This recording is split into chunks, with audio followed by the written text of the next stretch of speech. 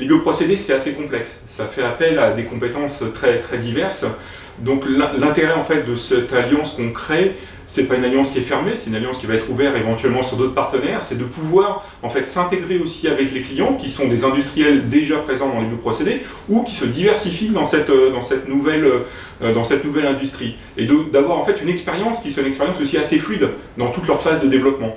Donc de créer le plus de simplicité en fait dans cette complexité que sont en fait les développements de bioprocédés.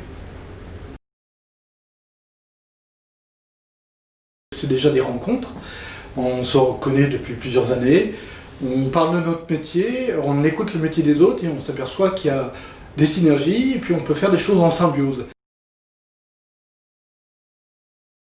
Une des offres de valeur, c'est bien l'accompagnement des clients avec les compétences regroupées et intégrées de l'ensemble de nos organisations.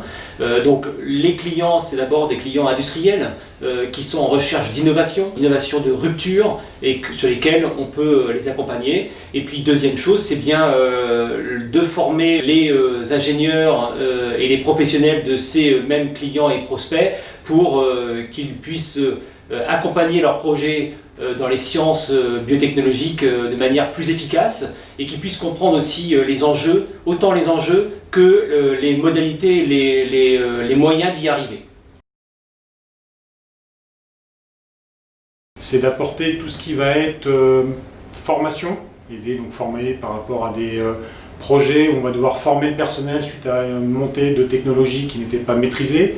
Aider sur des parties analytiques et aussi sur des parties développement petite échelle avant de passer en grande échelle. C'est bien d'accompagner le client depuis la genèse avec le concept que pourrait définir ETAC, le laboratoire de l'ESCOM et le semi-grand de Pivert, mais également de pouvoir, à travers les formations, de pouvoir aussi apporter une image de l'industrie dans les formations professionnelles à des entreprises qui parfois méconnaissent le métier du développement biotechnologie.